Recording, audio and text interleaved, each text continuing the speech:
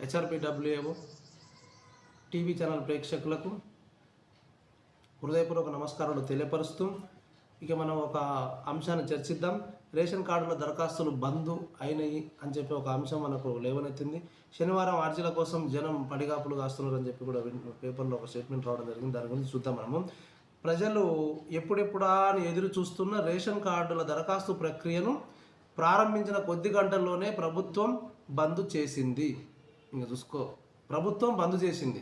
మరి ఎందుకు బంద్ చేసింది ఏంది చూద్దాం.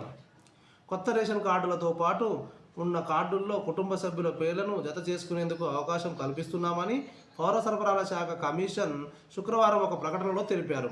దీనికోసం మీ సేవా కేంద్రాల్లో దరఖాస్తు చేసుకోవచ్చని వెల్లడించారు. శుక్రవారం మధ్యాహ్నం ప్రభుత్వ ప్రకటన వెలువడిన వెంటనే సాయంత్రం నుంచి మీ సేవా కేంద్రాల్లో దరఖాస్తులకు అవకాశం కల్పించారు. దరఖాస్తుల స్వీకరణ ప్రక్రియ శుక్రవారం సాయంత్రం 4 గంటల నుంచి మీ సేవా కేంద్రాల్లో అందుబాటులోకి వచ్చింది.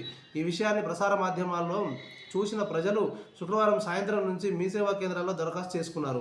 ప్రజలు ఎప్పటి నుంచో ఎదురు చూస్తుండటంతో అనేక కేంద్రాల్లో అర్ధరాత్రి వరకు నమోదు ప్రక్రియ కొనసాగింది. అయితే అకస్మాత్తుగా ఎలాంటి సమాచారం ఇవ్వకుండా శుక్రవారం అర్ధరాత్రి మీ సేవ నుంచి వెబ్ లింకును తొలగించారు.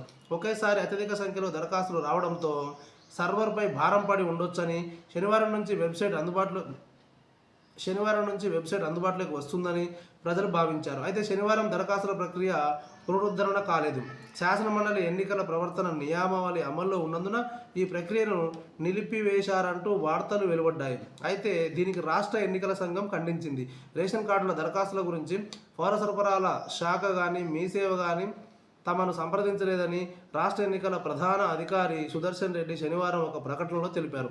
మరోవైపు దరఖాస్తుల కోసం శనివారం రోజంతా ప్రజలు మీ సేవా కేంద్రాల వద్ద నిరీక్షించారు. బహుశా ఇది టెక్నికల్ ప్రాబ్లం ఏదో ఉండొచ్చు. ప్రజలు ఎవరు ఆందోళన చెందొద్దు. మనకి ఇక్కడ క్లియర్గా రాష్ట్ర ఎన్నికల కమిషన్ చెప్తున్నది. ఈ విషయం మీద మాకు ఎలాంటి దరఖాస్తులు రాలేదు, మేము ఎలాంటి నిలిపివేత చేయాలని కూడా మేము చెప్పలేదని చెప్తున్నారు కనుక సమ్ టెక్నికల్గా ఏదో ఇష్యూ అయి ఉంటుంది. ఆ టెక్నికల్ ప్రాబ్లం వల్లనే అది ఆగి ఉంటుంది. త్వరలో మళ్ళీ వెబ్సైట్ స్టార్ట్ అవుతుంది కనుక ప్రజలు ఎవరు కూడా ఆందోళన చెందొద్దు ఈ విషయంలో అని తెలియపరుస్తున్నాం. థ్యాంక్ యూ, ధన్యవాదాలు.